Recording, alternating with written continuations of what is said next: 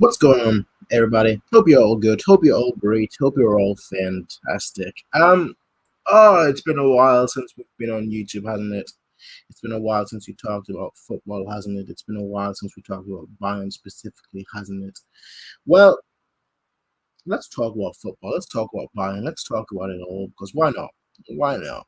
Now, there will probably be a few people joining later on, and we'll talk about Manchester City and Leverkusen versus us tomorrow, and previewing that game. My jaw hurts. I've dislocated my jaw, so if you just see me like stop talking for a while every here and then, just know that's the reason why. Renan, how you doing? I hope you're fantastic. But before people join, before people join this discussion later on and talk about the Manchester City tie, I do want to talk a little bit about the PSG game. Samasi, how are you doing? I hope you're fine. Yeah, I want to talk a little bit about the PSG game just because I've not had the chance to talk about it because obviously I've not made a video or a discussion or any sort of thing for like the past couple of months. Which we'll probably get into why as well, but it's not that interesting in all honesty. But yeah, PSG.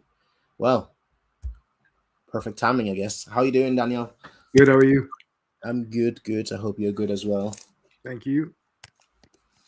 A lot of people seem to be not just on YouTube, of course, but on Twitter as well. I've seen a lot of people being excited for Bayern versus City, which, of course, we'll talk about in detail. I guess I'll start with that then. How do you feel about that? What are your overall thoughts on Bayern versus City? They're the team I didn't want, to be honest. Well, they were up there with Real Madrid, of course, but yep. I just figured like De Bruyne is the one that scares me a lot, not necessarily Haaland. And it's like I think this tie is just so close that I think like a 1-goal margin could like send a team home. And it's so early on too. I was just hoping if we do end up playing in Manchester City, it would be in the semis or at least in the final. But I'm excited and nervous. I think we'll do the job, but I think it's going to be tough. Okay, that's fair. Naturally, I'm very excited because my motto has always been if you want to play in a Champions League, you got to play the best. Like, if you want to win it, you got to play the best. I don't care about these Champions Leagues where you don't face any good team and you still win it. Yes, of course, in the long term, you're not going to remember individual games, so on and so forth. But I do remember, basically, if you win it and, like, let's say 20 years down the line, you're not going to be like, but we didn't face anyone. You're just going to think of the victory. But for me, football is about entertainment. So I want us to face the best teams possible. Mm-hmm. Yeah, so us facing City is exactly what I wanted. Mm-hmm. Yeah, I don't know. I just wish I wouldn't complain if we won that. If we reverse spots with Napoli, I wouldn't complain with that. But I see where you're coming from. Nah, I do get that. Haaland scores from half a chance. Yeah, sure. But the thing with City is they're just they're very much like us, where we can look great one game and then we can look absolutely terrible in the next one. And that's basically sums up City's season this season. I don't really care too much about Haaland, if I'm being honest, and I don't care too much about De Bruyne, if I'm being honest. It's Rodri that scares me. It's because I feel like our midfield has been all over this place this season. And so I don't think we're going to win the midfield battle. We're just like the only team that I don't think will win the midfield battle. I don't think we'll have control. Like even against Real Madrid, who obviously, you'd think of Toni Kroos and Modric, and Tchouaméni, Camavinga plays left back for some reason. But like even against Real Madrid, I would back our midfield. Against City, I don't. And I don't think we're necessarily a team that can win without having control of the ball because we've not really played without control all season. So that's what it will come down to. Now, City, I'm happy about playing City for personal reasons. I'm not gonna make any, I'm not gonna sugarcoat it. I live about 10 minutes away from City Stadium. So I'm excited about that because I've wanted a City or United for the longest, living in Manchester and all that, but we've not faced it in such a long time that that ah that I've been just waiting for years now. So I'm happy about this.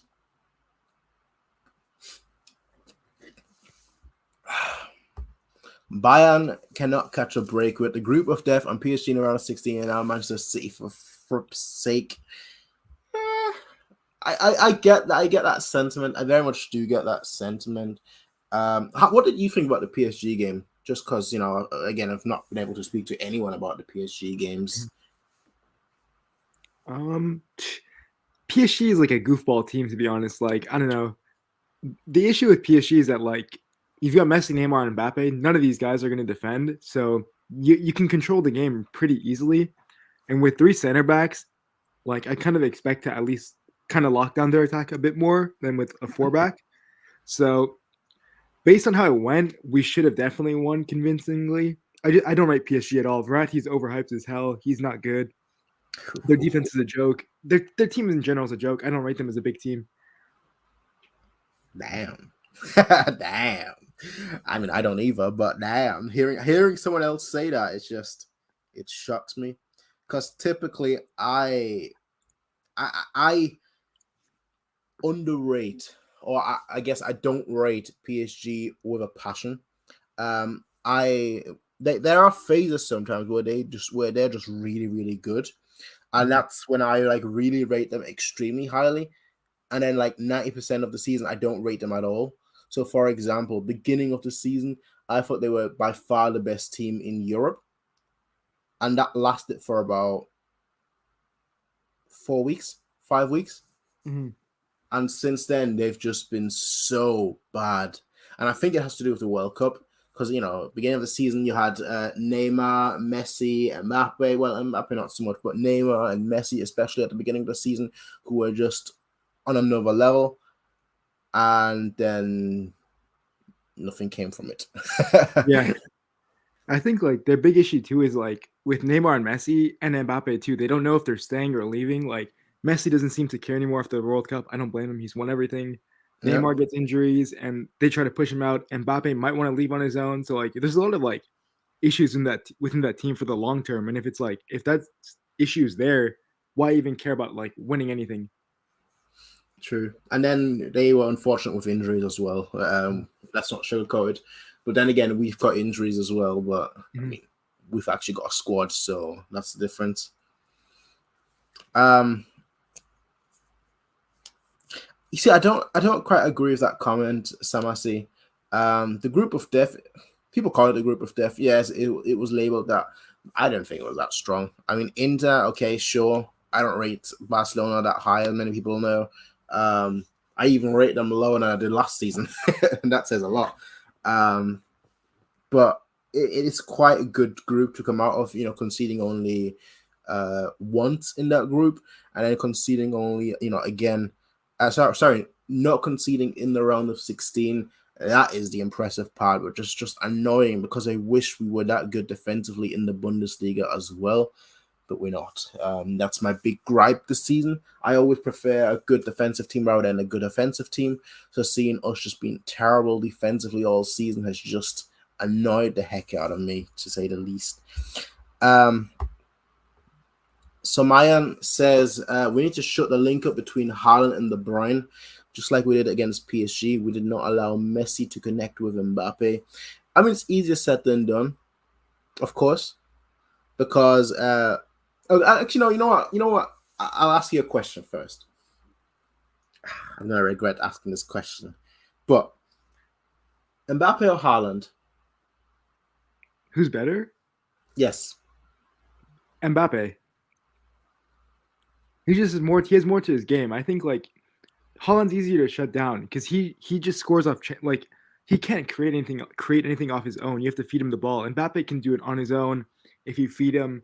He's more technically gifted. I think Mbappe is a better player. I just think people would say Holland because he does it in a better league. But I think if Mbappe does go to like a Real Madrid, it'll definitely show that he is much better than Holland, in my opinion. See, I knew I'd regret this asking this question because I agree with 0% of what you just said. I've always, I can't say always, but I've rated Haaland higher than Mbappe for a long time, and it's not because Mbappe Haaland is the better player, but it's because he's got the X factor, which I don't think Mbappe has. And I know people will say, well, Mbappe has it because he's won the World Cup and he's done this and he's done that. But Haaland scares me a lot more than Mbappe will. Like if you told me to build a team around any of those two, it'll be around Haaland. Mbappe, I've never rated. And the reason I asked that question is because I would argue, I don't think it's really much to argue, but I would argue that Messi, even this season, like even after the World Cup when he's won everything, is a better player than De Bruyne. Yeah, that's fair.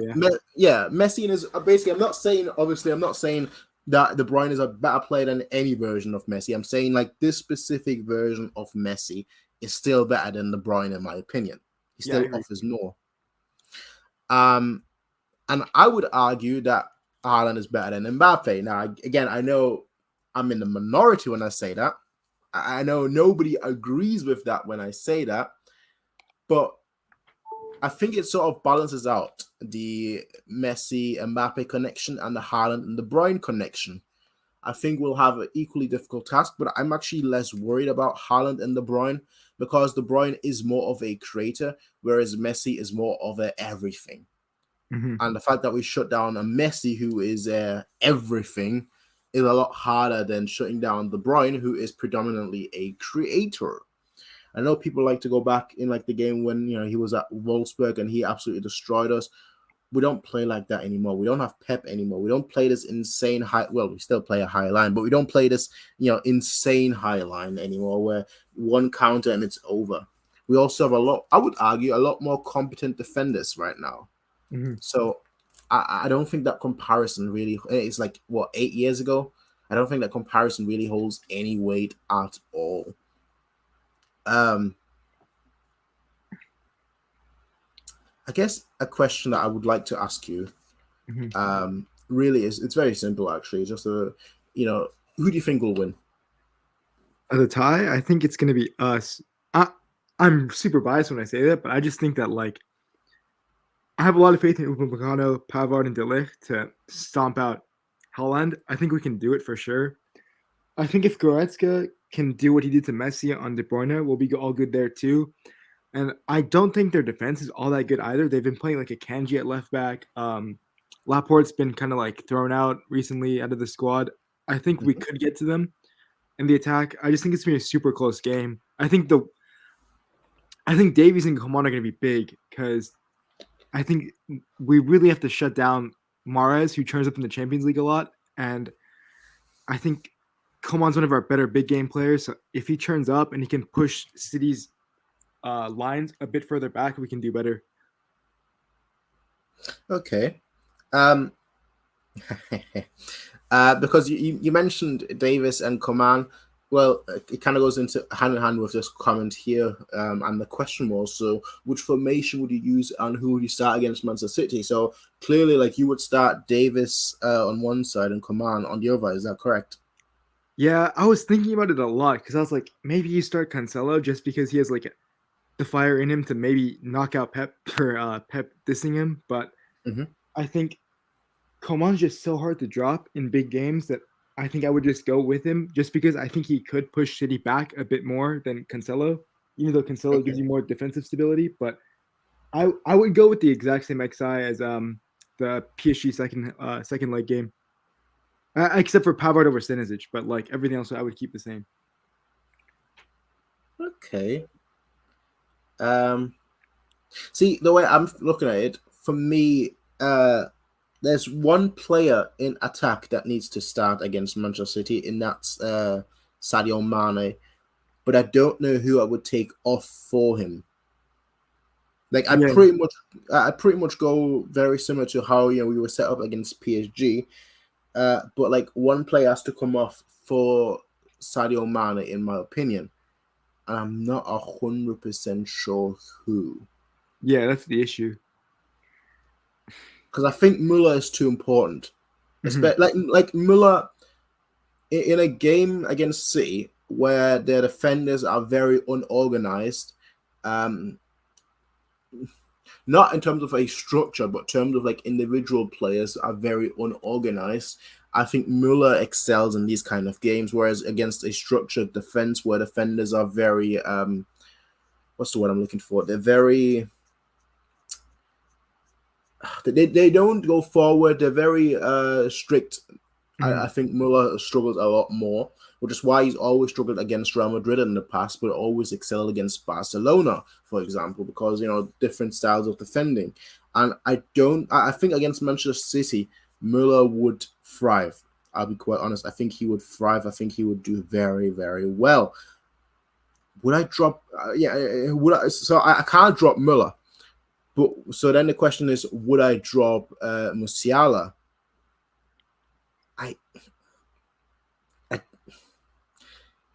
I don't know. Yeah. Like Musiala is probably the more likely to be dropped because I wouldn't drop Choupo-Moting, as ridiculous as it sounds, but I wouldn't drop him. And would I? I don't know. I really don't know. But for me, Sadio Mane has to start because the one thing that he offers you is typically what Gnabry offers you. But Gnabry, he hasn't found his form. And again, we don't know how it'll look in a month's time. But the one thing that Sadio Mane offers you is quick attacking. Like quick, direct attacking, which typically is something that Gnabry offers you. But Gnabry just hasn't performed that well. So Musiala, he likes to get the ball. Yes, he likes to dribble and go forward like that. But the thing with him is as well that like he does slow the play down a little bit. And against City, because I don't think we'll win the midfield. Again, the only team that I think will lose the midfield against, I think we need players that actually are more direct than Musiala is. But then again, he can break through that press that Manchester City will inevitably employ. So do I drop him for Sadio Mane? I don't know. Do I drop Choupo-Moting for Sadio Mane? We've seen how we perform without a recognized striker, so I don't want to do that. So I don't know. I really don't know. Now, granted, knowing us, we'll probably have a few injuries by the time we play City, so who knows? But yeah. I mean, the only reason I wouldn't start Mane is just because I think City are favored to like win the midfield battle. But I think if you start Muller and Musiala, if they do drop a bit deeper, we can start winning it. And we have the pace out wide to hurt them a lot, especially since their team's pretty slow. I think Mane would be just the perfect super sub if things are going wrong in like the 45th minute or before halftime. Just bring him on at halftime or like the 60th minute if something goes wrong. But I think since the first leg is away from home from us, I think that we're probably going to have to sit a bit deeper than usual at some points. So we probably do have to focus a lot on the counter. So I think Mane is going to be important as like a sub. I don't know. Because you said that you would play Pavard, right? Yeah. And Coman.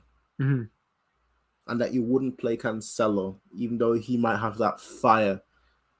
Yeah. And it's so tough because like the two that are debating to start for me are Cancelo and Mane, but I think that like if we do want to push City back at times, I think Coman's the better option right now.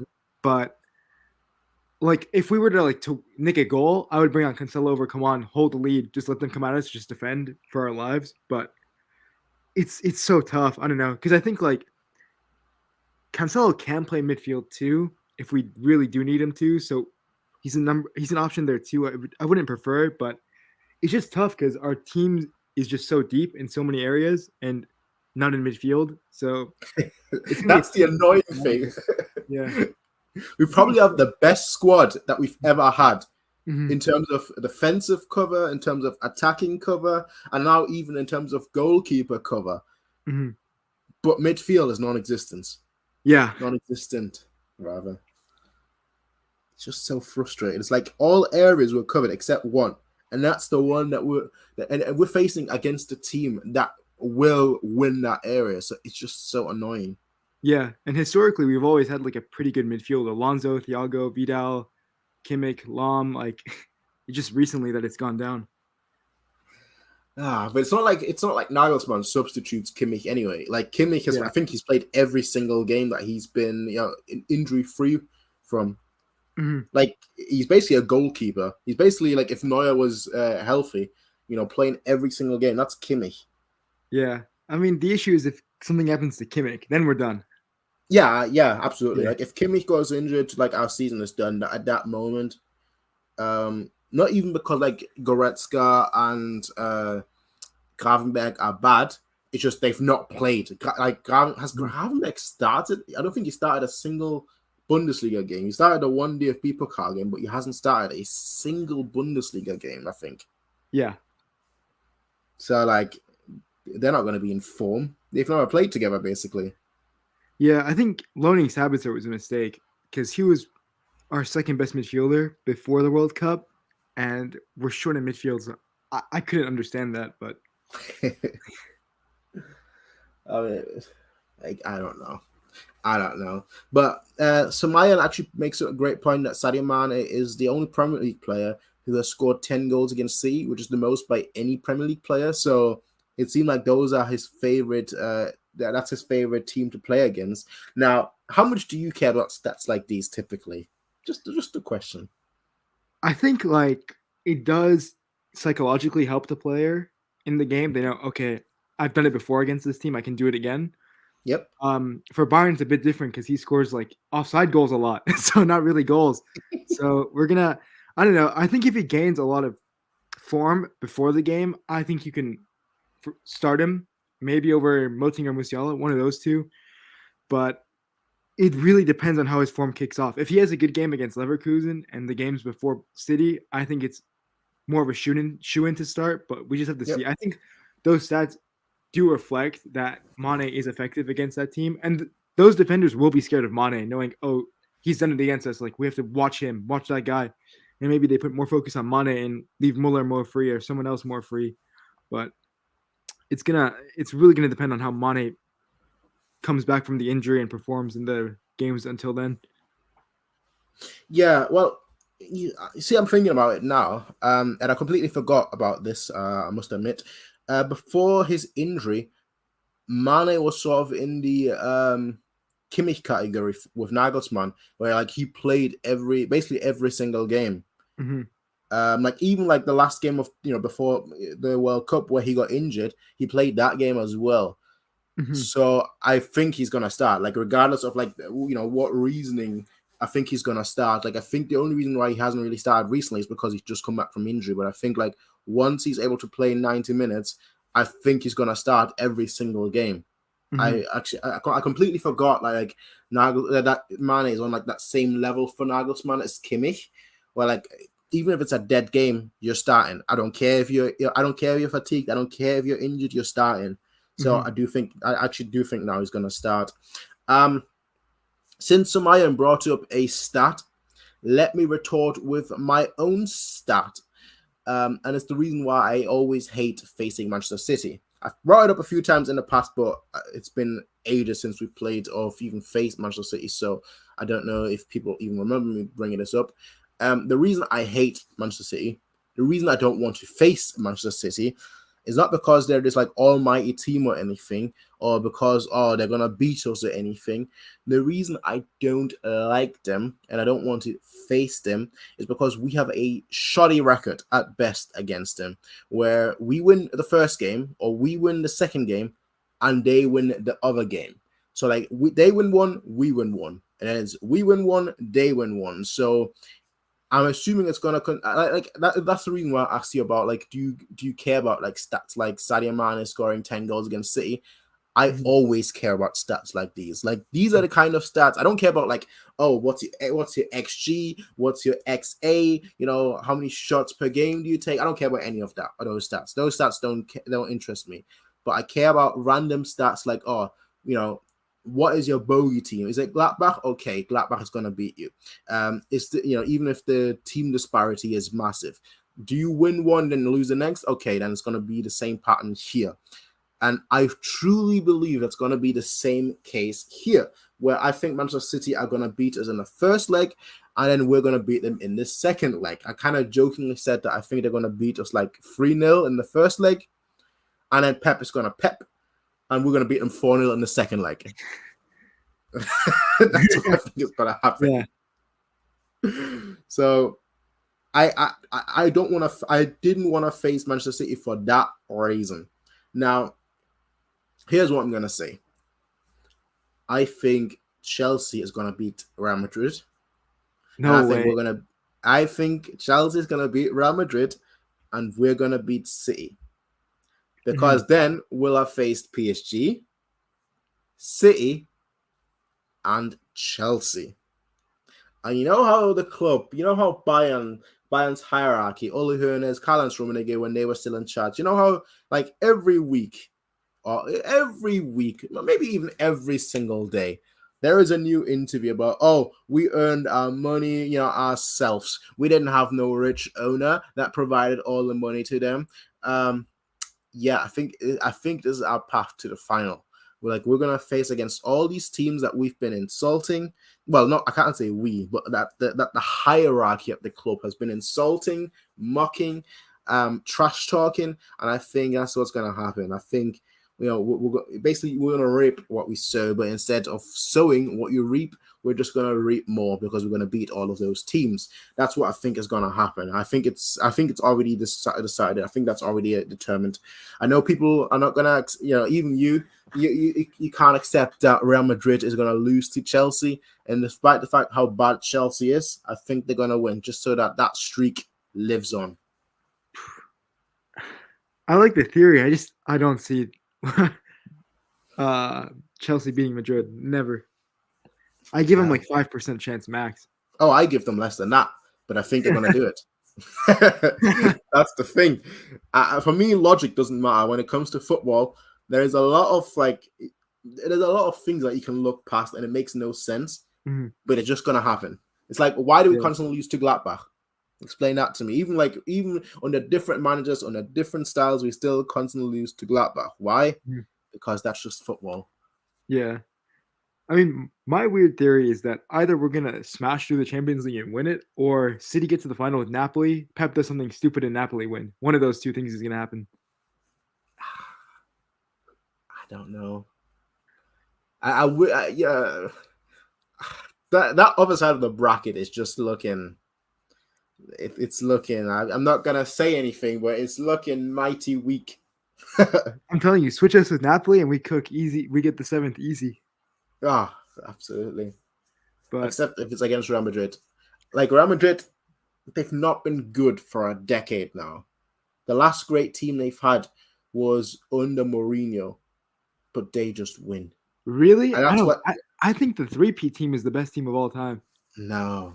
In terms of just actual, for me, in terms of just actual, like, all around from back to front, play style and all that, they haven't been great since Mourinho, but they're just a winning team, and that's what annoys me. They don't even need to play good. Like even the Real Madrid fans, they don't like how they're playing. A lot of them are turning against Ancelotti, but they just win. Like when it matters, they just win, and that's what annoys me the most. That like they don't need to play good. They play bad all season, but then they just win.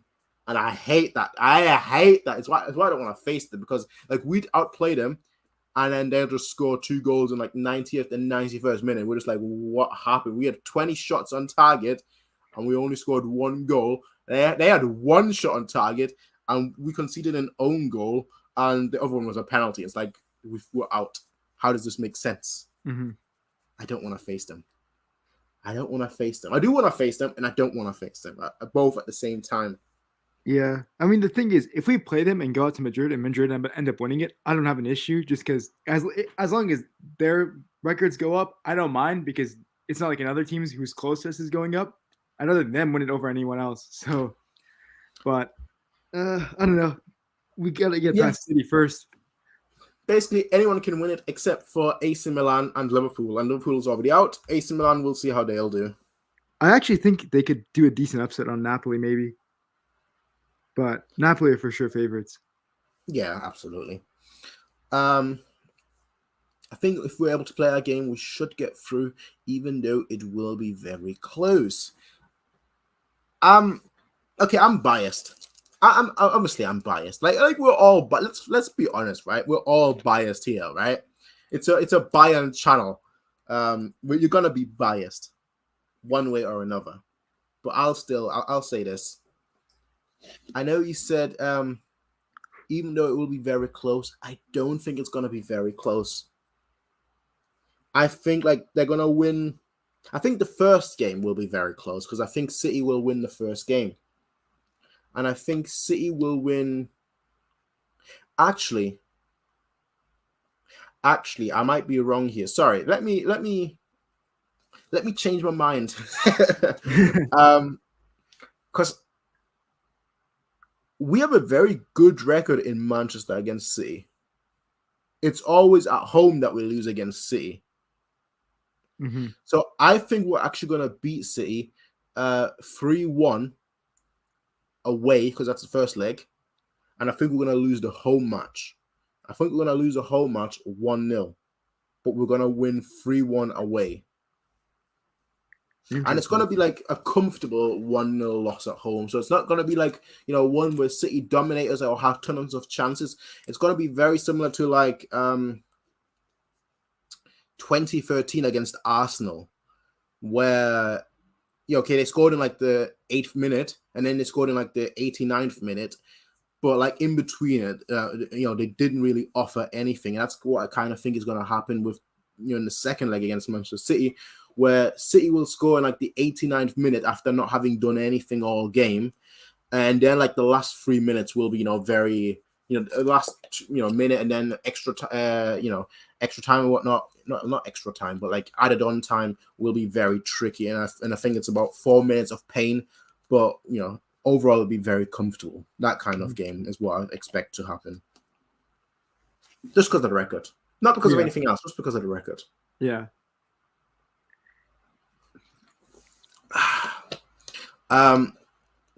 I believe we can beat them, just like we shut out Mbappe, Messi, and Neymar.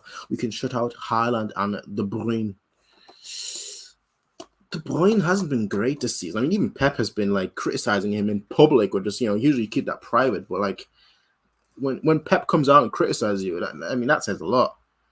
Because typically this guy Pep doesn't criticize anyone. Anyone remember 1,000 Dantes? Oh, I'd like to have 1,000 Dantes in my team. Never plays again. Like that's Pep typically. Him coming out and criticizing De Bruyne in public last week, I think that says it all. He hasn't been great after the World Cup. It's just been a downhill spiral. Yeah. I disagree. Our midfield is very strong. Kimmich, Goretzka equals very strong, good technical skill, and can score goals. Contra, Kimmich equals slow. Musiala, no further necessary. Wingers are great. Well, wingers, I don't think... I mean, I don't know how you feel about this, Daniel, but I don't think anyone in the world, thinks that we don't have quality wingers. I think they just haven't... I think Gnabry hasn't been in form. Sané hasn't been in form. I was going to say Mbappe. Mane just came back from injury. Yeah. So I don't think like we don't have great wingers. I think everyone would agree that we have great wingers. Midfield. I've said this 1,000 times and I'll say it again. Kimmich for me is the best midfielder in the world, and I don't think it's even close. Like I think like Kimmich is legitimately. And I know I've gotten into arguments with this before, so I won't go into too much detail here. But I legitimately think that Kimmich is about a level and a half higher than any other midfielder in the world. And that includes the likes of Modric and Toni Kroos. I think I typically don't rate Bayern players that high unless they're in their prime. And I'm like, okay, this is the best I've ever seen, which is like Neuer 2014, for example. But like Kimmich, to me, and I need to stress this is for me, right? Let me be clear here. In my opinion, right? The facts kind of back it up as well, but we're not getting into that. But in my opinion, right, Kimmich is, if every other midfielder, in every top class midfielder in the world is an 8, Kimmich is a 10. And I don't rate our players that high ever, but I do with Kimmich. It's just that Goretzka, he's not a bad player, and I need to stress this as well. His positioning this season is just, it's very worrying because he plays as a striker. Yeah. Yeah. And the annoying thing is, and this is what actually really annoyed me at the beginning of the season, and I could have made a rant video about that, but I didn't. In one interview, Nagelsmann came out and said that he thinks Goretzka plays a bit too deep and he wants him to play further forward. And when I heard that, I was just like, the guy's playing as a striker. What do you mean you want him to play further forward? Like, what is your plan? I don't understand. So, yeah, I mean, again, our midfield, it's very good on paper, but I don't think a one-man midfield is going to do it. And that's not me throwing shade at Goretzka, because as we saw again in the PSG game, when he wants to play midfield, or when he's tasked, I guess is a better way of phrasing it, like when he's told, you play in midfield and you don't go forward or only go forward sometimes, he's amazing at it. Those are just not the instructions that he's gotten. And that's my issue. But what do you think about our midfield? Like, just in general, like, what's your thoughts? I mean, we kind of already talked a little bit about it, but what's your thoughts on just Kimmich and Goretzka, who are obviously going to start? Like, let's not even pretend like, oh, maybe Gravenberg will play it, or maybe Musiala will go for it. No. It's obviously Kimmich and Goretzka. Yeah. I think Kimmich is definitely top 3 midfielders in the world at the minimum. I think, like, the only ones who can compete, like you said, are Modric and Kroos, but I think that same thing with Goretzka. Like, I notice he pushes up so high up, and I don't know if Nagelsmann tells him to do it, or if he's just like low IQ football ability, where he just goes up when the ball's deep and we need to push it up. But I think if Goretzka pulls off the same performance he did against PSG, against City, will be good in midfield, because I think the power he has in terms of strength, the ability to carry the ball forward, I think he can do a lot against Manchester City. My only issue with this midfield is that it has no depth at all. Gravenberch does not play. If something happens to Kimmich or Goretzka, we're missing a big chunk in our team. There's just no depth at all. Yeah. I mean, as I said, like, I used to think it was on Goretzka, I'll be honest. Like, I used to think it was on Goretzka, low IQ footballer, basically. But, like, Nagelsmann came out in, like, one interview this season, but I don't know when about it was this season. I think it was, like, before the World Cup, but I might be wrong here. And he came out and basically said that he wanted Goretzka to go even further forward, because, like, one of the reporters asked a question along the lines of, like, what were your thoughts on Goretzka pushing so far forward and during this game, this particular game or something? And Nagelsmann basically came out and said, oh, I want him to be even further forward. So I don't think it's Goretzka having quote unquote low football IQ. I think those are just the instructions that he's gotten. Yeah. That's what sort of worries me a little bit. I like to think Nagelsmann's sideline view of the game messed with his answer of the question, and he just didn't see Goretzka being too high up and he answered it wrong or something like that. But yeah, we're just like one midfielder short, I think, before like we have a very, very strong midfield. We have a very good midfield. Just if something happens, we're done. Yeah. And the issue is, right? Well, not an issue, I guess, but like the thing is, for next season, just hypothetically speaking, right? But for next season, we know that Lima is coming in. Mm-hmm. Right? We know that. But I think Sabitzer is going to leave. Yeah. So we're not adding depth. Like we're not adding much depth to our midfield. We're basically just replacing a player. Yeah. And who knows how Lima will perform, in the grand scheme of things. But it is worrying because there hasn't really been any rumors of us looking at another midfielder. Yeah. So there's been a lot of rumors about like us looking at, defenders in case Pavard leaves or a striker, but nothing about a midfielder. I think it's just So down to how we play, because when you play with an additional center back, you're losing a forward or a midfielder, and for us, it's just a midfield spot. So I think we only really do need 4, and the 5th spot can go to a youngster.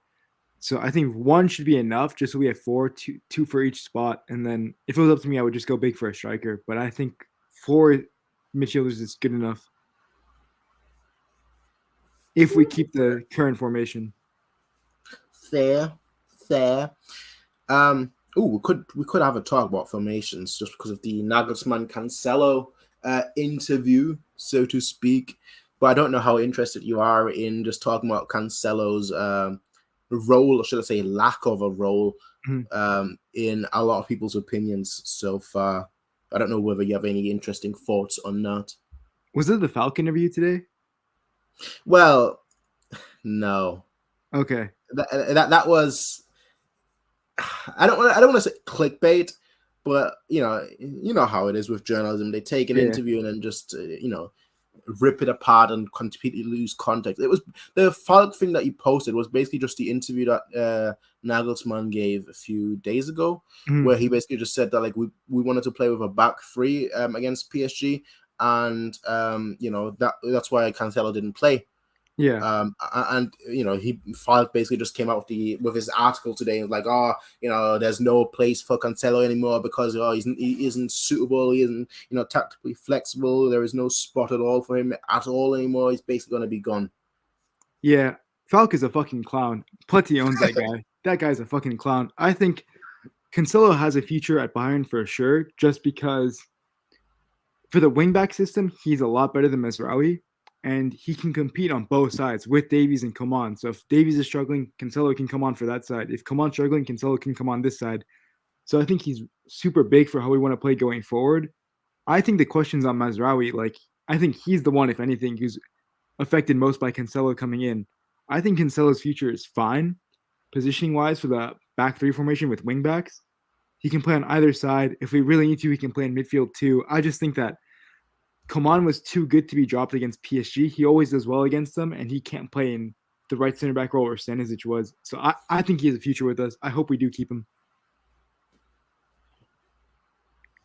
Ooh. Actually, you brought up a great point that I haven't thought about, but now I want to see. And we'll get to your question in a second, Milan Gazic, whether we think that Mazraoui should be tried in midfield.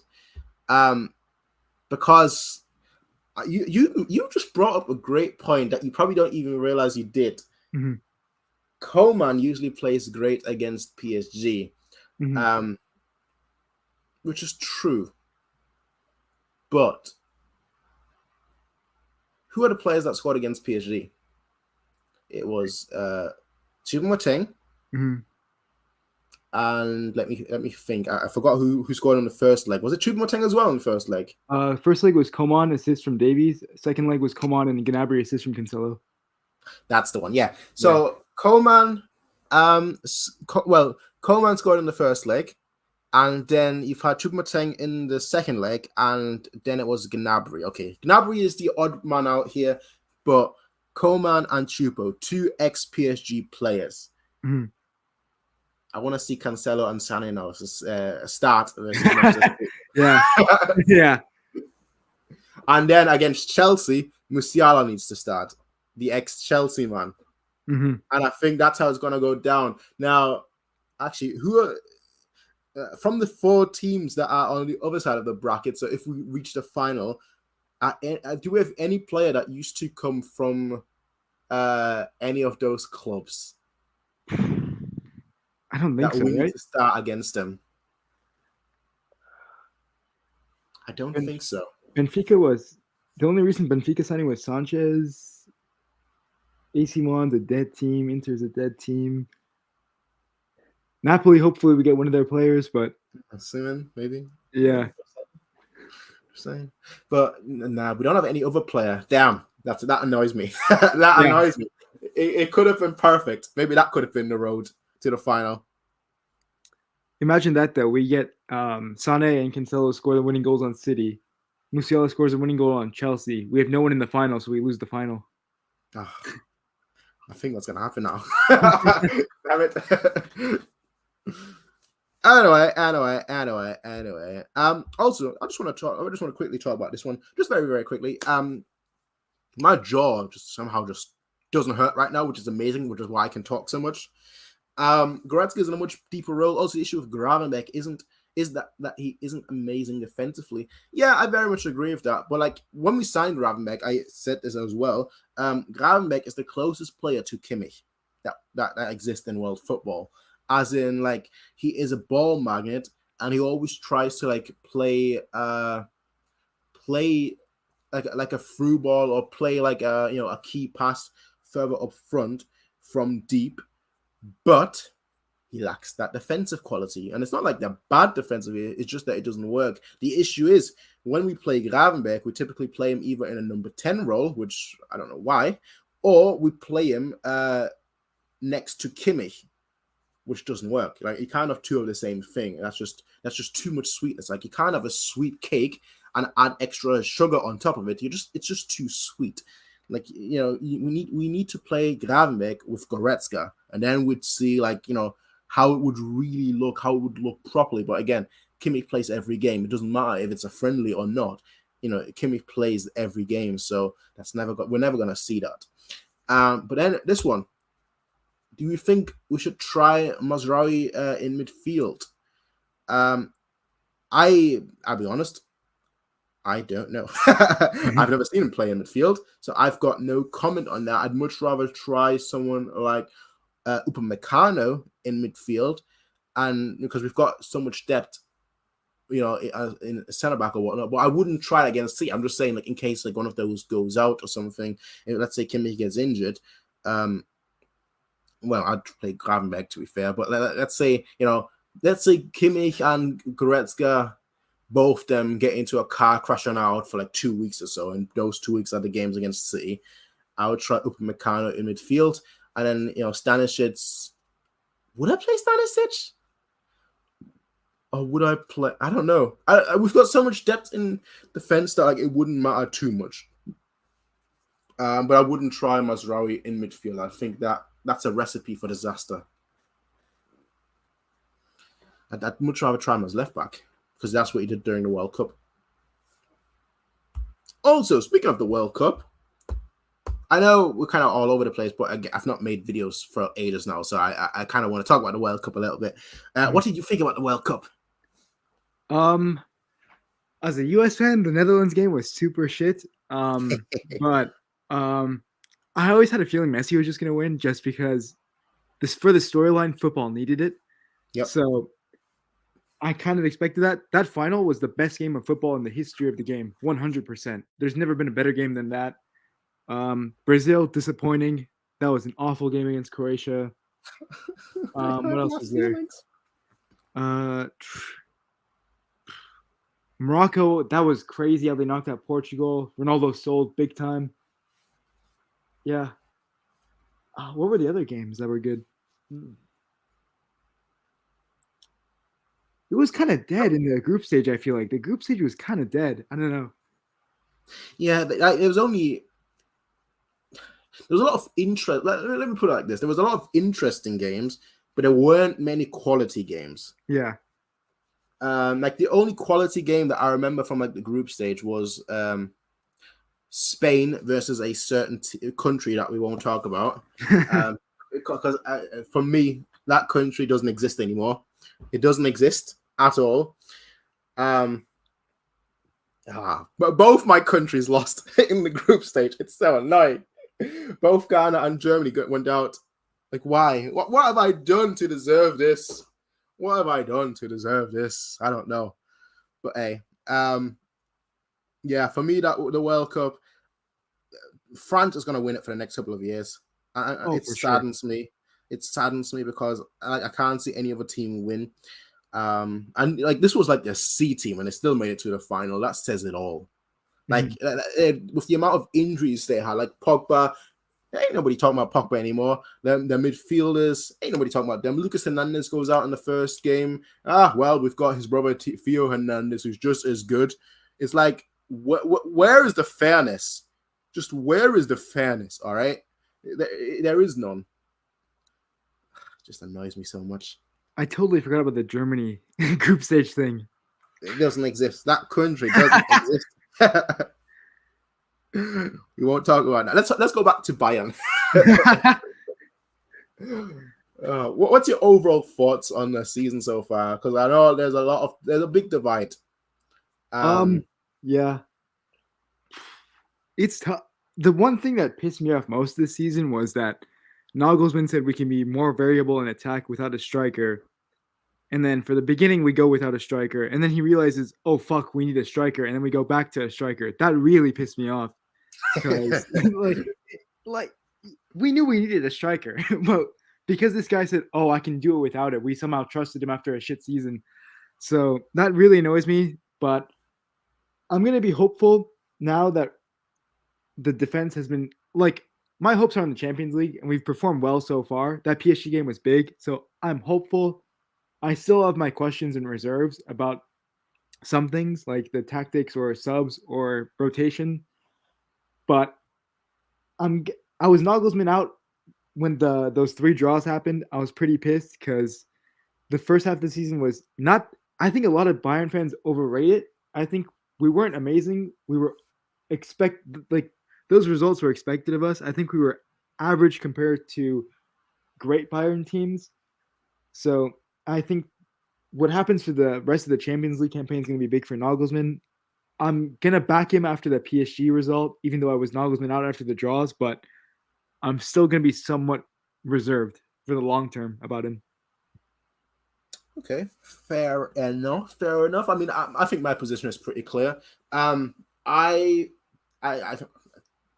this is the first time I've heard anyone say that we were good in the first half of the season before the World Cup, because I thought we were terrible back then, and I think we're terrible now. But not in terms of results, and I need to stress this, because the results, I don't care about the draws, I don't care about victories, I don't care about losses. I do, but they're not important to me. I've not had to use this phrase in a long time. But I'll use it anyway. For me, the most important thing is our way of playing, our style of football. That we're playing good football, because you can lose games and you can win games. It's football. At the end of the day, there's only going to be one winner, one loser, or it goes to a draw. So there's only certain things that you can control, and I think the one thing that you can control is the way you play football. With energy, with effort, with heart, with desire, and I don't think we've had that all season, except for in the Champions League. And it's like the first half against PSG in the second leg, I thought was our worst half all season. Mm-hmm. And then in the second half, we show up, we turn up, and it looks like our best half all season. I'm just like, what is going on? So you guys could have performed like this beforehand, but you just were not willing. You were refusing. What's the reason for you not performing like this from the get-go? And that's what really annoys me so much about this season. It's what annoys me so much. It's that we don't look like we're interested until it's too late. Mm-hmm. And defense. I say defense. It's not. Our defense isn't bad. Our defense has actually been outstanding this season. But it's like everything that leads up to our defense. Like, our defenders individually are great. Our defending as a collective is great. But we're still conceding goals because we don't have a midfield that shields the defense, that protects the defense. So that means that every time the opponent counters, it's just against our defense. So it's basically like 4 against however many the other team counters with. And that's sort of my issue. And it's always been my issue. Like, we haven't fixed our defense in 4 seasons now. Since Flick took over, we haven't fixed our defense. I mean, even before that, we haven't fixed our defense. And that's what bothers me so much, because the defense is the most important part, in my opinion, to fix. Because there's never been a single season as far as I can remember, where Bayern did not have top world-class forwards. I'm not going to say strikers necessarily, but just forwards, attacking players.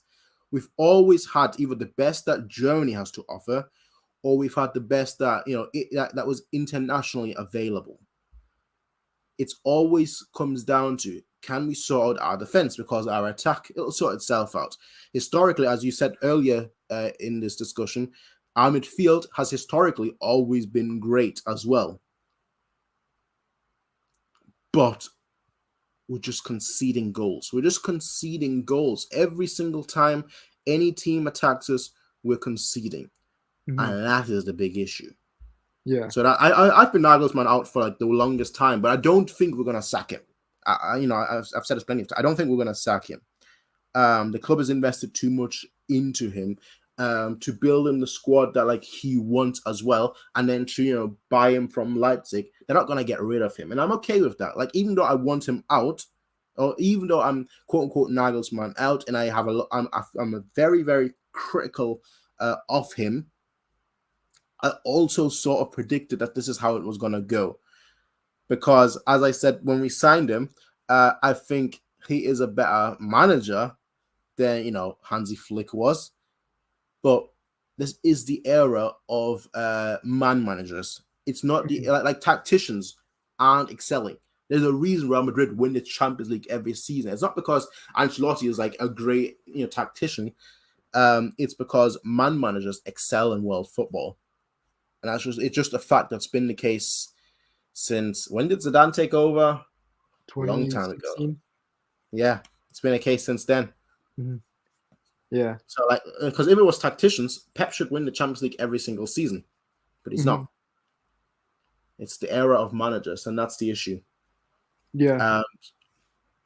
So yeah, as I said, even though I'm negative towards Nagelsmann, I don't think I want to get rid of him, and I do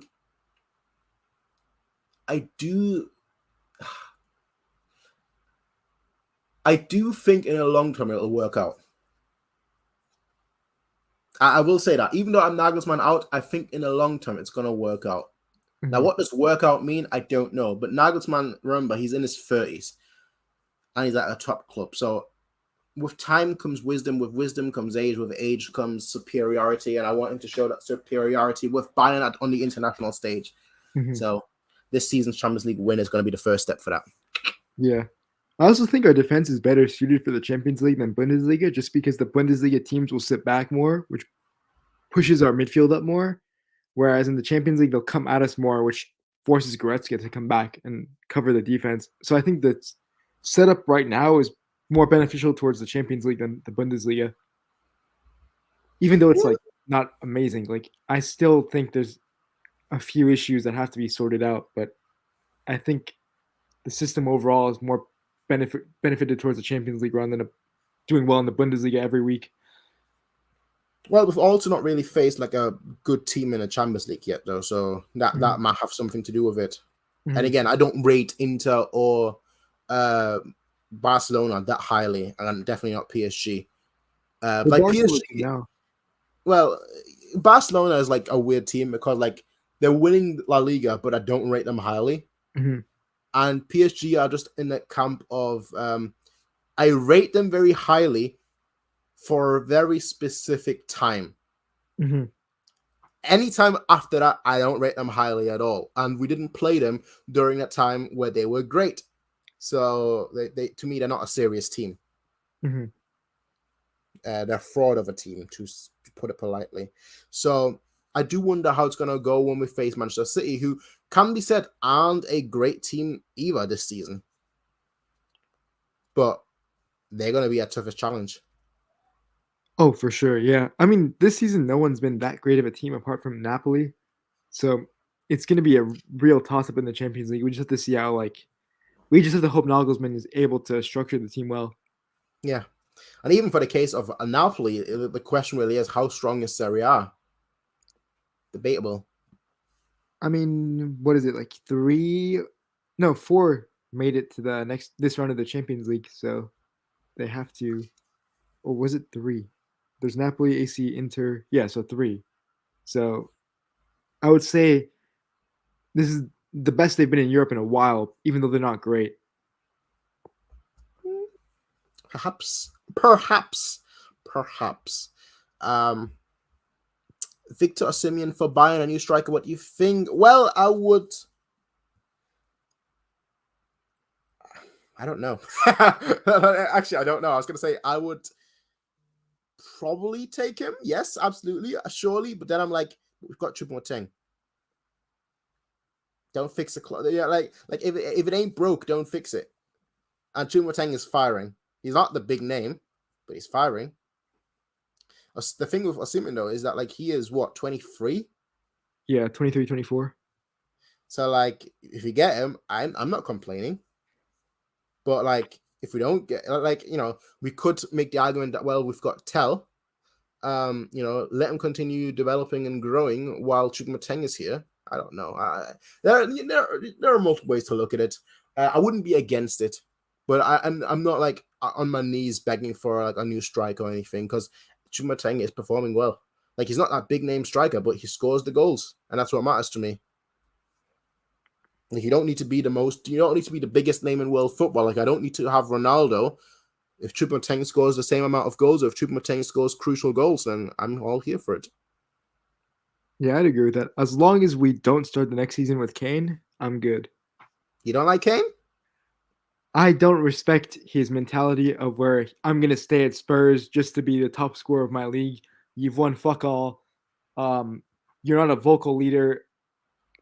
He's a very good player, but I don't like the way he's approached his career. I think if he was a born winner and he wanted to win so badly, he would have went to City like 2 years ago. He would have pushed for it so hard. So I don't think he has the mentality to play for Bayern. I don't want to see him anywhere near the Allianz. Sheesh, okay. Okay. Sounds like a personal vendetta. Like I honestly think that like Jorginho's had a better career than Kane, 100%. Like if you've won almost any trophy, I would say your career has been better than Kane. Like, and if you've been a decent player, I just don't think that like Bayern should bring in someone who's 30, who's never won, who's never had an appetite for winning. Don't touch him. All right, strong words. I mean, I'm here, neither here or there on Kane, so it's not like I'm going to defend him or I'm going to hop in with the bashing. To me, it's just like, I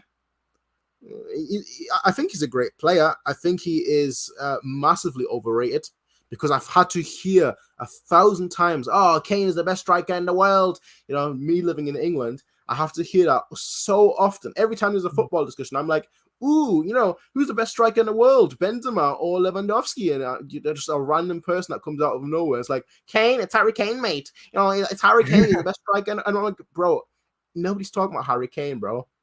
Yeah. When he wins his first trophy, that isn't the Audi Cup, then he can talk. But as of right now, hey, let him stay at Tottenham. Let him continue failing. And like, if he ever wants to be more than a failure, then we can talk. But I don't have a vendetta against him. I just hate the fact that every time there's a striker discussion, there'll be like this random person that just comes out of nowhere and just like, Harry Kane, mate. He's the best striker in the world. He's English. Yeah. And Harry Kane's never performed in the big moments. He missed a penalty in the World Cup against France to tie it. And in the Champions League final, he did nothing. The league season where they lost to Leicester, they should have done it, Spurs. The Euros, he messed up. The World Cup before that messed up. In the big game, he doesn't show up when you need him. Hurts. Hurts. But it is what it is. NS Sports TV. Hello. How are you doing? I hope you are fine. Well, we've been going for an hour now. And we've only tackled one of the two topics there. So let's talk about the game tomorrow. Mm-hmm. Leverkusen versus Bayern. What are your thoughts on Leverkusen? Honestly, they're through to the next round in the Europa League. Mm-hmm. Xabi Alonso doing a decent job, in my opinion. Since Wirtz come back, Wirtz is just Wirtz. What I would do to have Wirtz but like I would sell if you put it on the table right now, and Leverkusen say We don't want money. We're not gonna take money. We only want, players to come our way. We'll only trade them to you. There's like there's like only one player that I wouldn't trade for Wirtz, and that's Kimmich.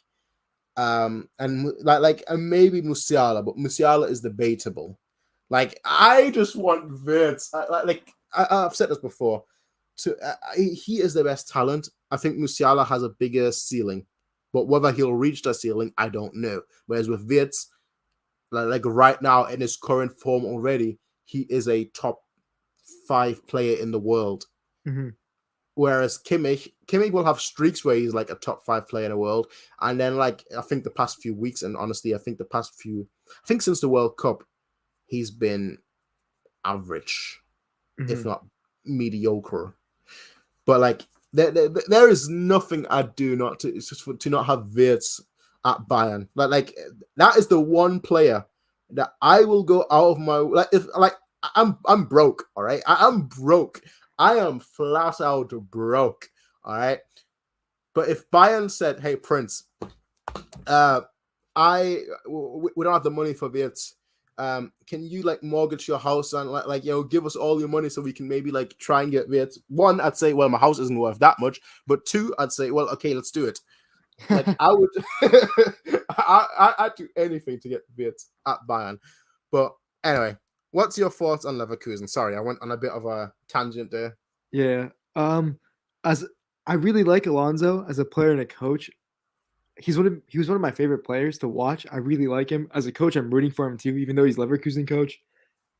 I think Leverkusen does struggle to get the points off the top teams in the Bundesliga. Like they don't quite seem to do it, but you do have to worry about Diaby. Frimpong's had a really good season, and obviously Wirtz. So I think they're really gonna try and put pressure on us on the counter, and we're gonna really have to cope with that and make sure to isolate Wirtz out of the game as much as possible, because if something's gonna happen, it's gonna be through him. Speaking of Frimpong, shout outs to him. I told my boy who is his agent and his brother, that like if Frimpong ever moves to Bayern, to give me the heads up. I'll have the exclusive news story, right? If he ever moves to Bayern, I'll be the first to report. Just saying. He's going to United though, isn't he? Well, I can't defend. I can't either confirm or deny because I don't know. I just said that. Like I just told him that. Like if Frimpong ever moves to Bayern, I want him to tell me first before like any of the newspapers, whatever they pay. I want to know first. So. If you ever hear it from me, just know it's 100% confirmed. I'll watch out this summer for the "Here We Go" by Bayernfantv. I need to work on my Photoshop editing skills so I can have him in a Bayern picture. But yeah, Leverkusen to me, they're that interesting team. I'm very much liking what I'm seeing from them in the Europa League. They're just amazing. They're the only German team because like. I know NS Sport TV is here, and as you can probably tell by his profile picture, Chelsea fan. Dortmund, of course, let us, I say us, but let Germany down, German teams down, I guess you could say, in the Champions League, which was disappointing. And like the only team that actually looks solid, on an international level this season, beyond obviously Bayern, is Leverkusen. So I want them to do well. I always want German teams, like when international competition, I always want German teams to do well, naturally. That's just the way it is. And two, I hate the arguments of, oh, it's a farmers league, ha ha ha ha. And I'm just like, bro, shut the flip up. I can't hear it anymore. Even though it's true, but I can't hear it anymore. I'd agree with you if you didn't annoy me so much, but like, kind of true, but I'm not gonna admit it in public. It is a farmers league. Let's be totally honest. Like you can't win the Bundesliga 10 times in a row and not be the whole league not be a farmers league. But like, hey, I'm never gonna admit that in public. Oh, I'd be their biggest defender in public, whereas like privately, I'd mock them all the time. But Leverkusen, I think they're gonna pose a significant problem for about 20 minutes. Mhm. And then they're going to be down 1-0. Yeah. And then they're going to be down 2-0. And then they're going to score one. And then they're going to be down 3-1. That's how I think the game is going to go. And that's all in the first half. It's away from home, though. I Could be a know. bit trickier. But it doesn't make any difference because Leverkusen are going to Leverkusen. There are many laws in this world, many rules of science, and many laws of fundamental laws. I just asked Newton, right? But there's one fundamental law that he never explained, that he never mentioned. It's that Leverkusen are going to Leverkusen. So I don't think they're going to do anything. I think they're going to look good for about 20 minutes, and then the collapse is going to happen, as it always does. Yeah, I'm looking at the past 5 results. Either they're really close or we just stomped them. So Yep. I think it's going to be one of the closer games.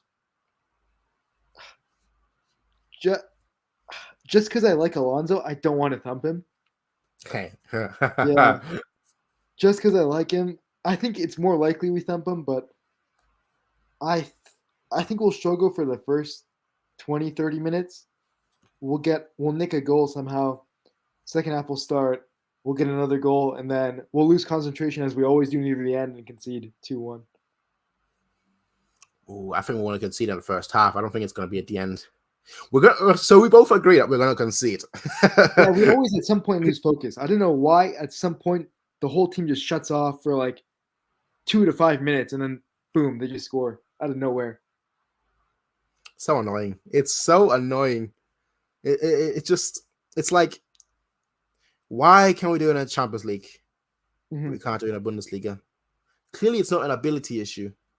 Clearly, it's a mentality, or maybe concentration, but that to me is the same as mentality.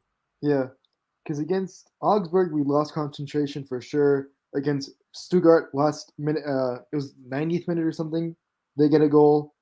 Like, we have a weird habit of like just letting them get something at the end now. Frankfurt too, Kolomuani. It do be the way the times work. Okay, question. Any interesting substitutions or any interesting players you'd start in tomorrow's game?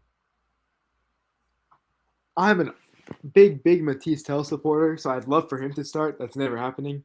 I think his ceiling is higher than Mbappe and Holland. But okay. Oh, you need to explain that. You can't just drop that and then just not expand on that. French fans in the summer, we had the discussion. They said he's the best striker to come out of France since Henry. Ever since I've heard that, there's no logic to what I'm saying. Deep down, I don't believe it. In my brain, I don't believe it. In my heart, I believe it. I think Matisse Tell will be the man to lift France to the World Cup. Not Mbappe in the next few World Cups, but no logic behind any of it, just how I feel. But I want to see Matisse Tell play. I like Stanisic a lot. It'd be cool to see him get a few more minutes. Vander's career is over. He's not getting subbed on, but depends. The If biggest Coman starts, fraud of all time. yeah. If Coman starts or Cancelo starts, I want the other one to get subbed on. Mane is going to be a big one I want to see, just in case, just for the Manchester City game coming up. So those are the ones I'd look at the most. All right, fair enough.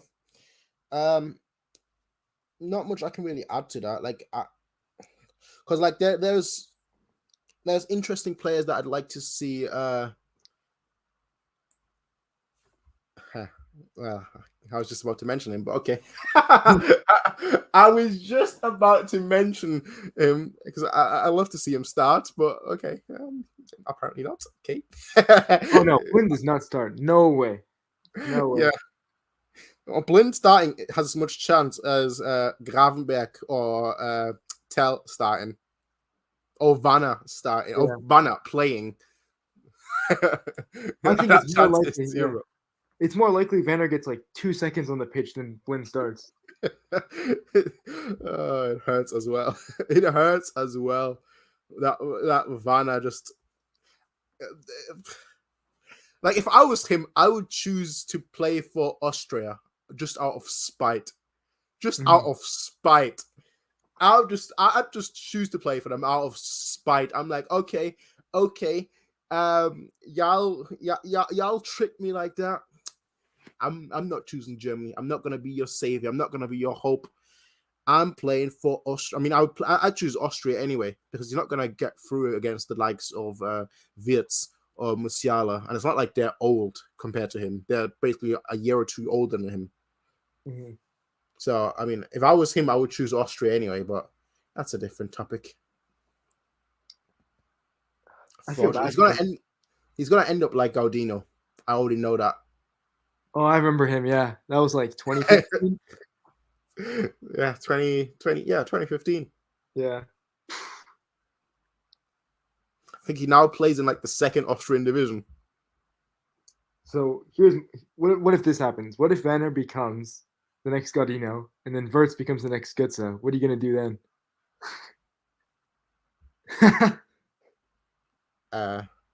Oh my. Like let's.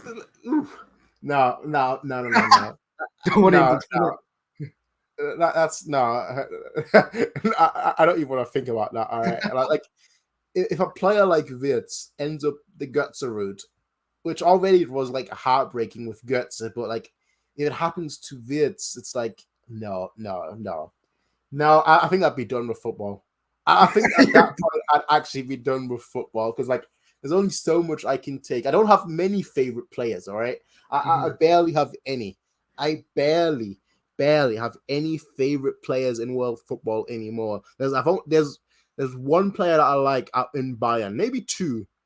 One of them is Kimmich, the other one is Müller, and I don't like. I'm not a big fan of either of those. Those are just the two players that I can say I like, but I'm not a fan of.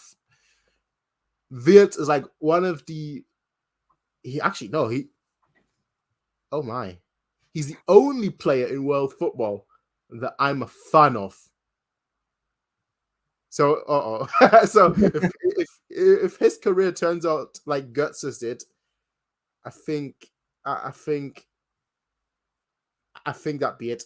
I think I have to hang up the hat and just say, you know what, it was a good run, it was a great run, but I think football just isn't quite for me.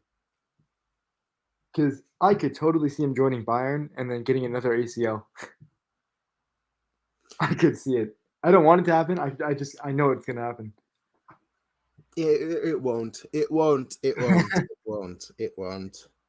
And even if it did, just remember how he came back from the ACL. Like it was almost immediately instant impact. So even if he did, his game isn't predicated on speed or anything. It's predicated on his intelligence and his sharpness. So I don't think an ACL is gonna do too much.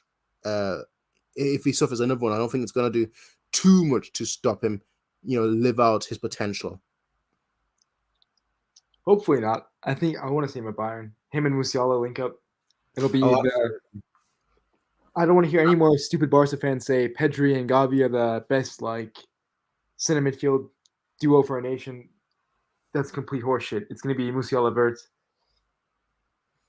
I mean, that's not even a comparison, honestly. Yeah. It really isn't. It's not, but Barca fans will make it one. Well, that's where you just ignore them. I can't. Until they're a good team again, you should just ignore them. Mm-hmm. They're just one of the teams I hate. Whatever they say, I take it too personal. I just can't stand them. Fair enough. Yeah. Fair enough. Anyway, I think we covered all the topics that I wanted to cover today, and my jaw is seemingly fine, despite the fact that I dislocated it 2 days ago, which is really annoying. Actually, I don't know if you ever dislocated your jaw before. I have once, and it was like there was no pain or anything. Mm-hmm. But like this time, it's like I'll be fine all day, and then suddenly for like 5 minutes, it feels like my whole face is melting, and then it's like I'm totally fine again. Well, hopefully we're all good, and it's done. But yeah, I've tried beating my face. I've tried, hitting it to put it back in place. My jaw, nothing works. I might have to go to the doctors, but I'm not the kind of person that likes going to the doctors. Would I go all out for Wirtz? In the summer, I would go all out for Wirtz anytime. As I said, if Bayern came to me and asked and begged me for money, I'd give them all the money that I have to get Wirtz. Like there's no one else in world football that I would want more at Bayern than Wirtz. So I think that's all that needs to be said in regards to Wirtz. Like, as I said, he's the best talent in world football. I know people say Musiala. I think Musiala has a higher ceiling, but I think Wirtz is already like close to like what Musiala's ceiling will be, which is just insane to think about. Like, because I think Musiala, if he reaches his potential, is gonna be. I always like rating him out of 10. So out of 10, I think like his at his best is gonna be like a 9.7. I think Musiala, if he reaches potential, full potential and everything, at his peak is going to be a 9.7. And just for comparison's sake, Messi is a 10. And like they're like Maradona is like a 9.9. So I hope that kind of puts it into perspective, if that makes sense. How highly I think of Musiala's ceiling. But I think Wirtz already right now is like a 9.6. The only thing I think he lacks right now is experience. In terms of ability, I think he's just. I don't think he's gonna get much better, but I think with experience, he's gonna like pick his poison a little bit better in certain moments and key moments, like be more decisive in certain moments and know when to slow it down in certain moments. So like I'd go all out for Wirtz. Like I would sell half the club. I would sell half the players for Wirtz. That's just me though. Like I'm a fanboy, all right. Let me fanboy out here. Right? I'm a fanboy, so I would naturally do so. With that said, is there anything else you want to discuss, or shall we wrap it up? I think that's all good for me. Thanks for having me. Yeah, always. I'm gonna try and do these more regularly, but we'll see how it all pans out. Usually, when I try and do this more regularly, something gets in the way, like being in the hospital. And then coming out of the hospital, making a video, and then going right back into the hospital again, and we're like, well, that didn't last long. Well, hopefully everything's all good now, and hopefully my jaw just started hurting now, so it's good time that we're wrapping this up. Well,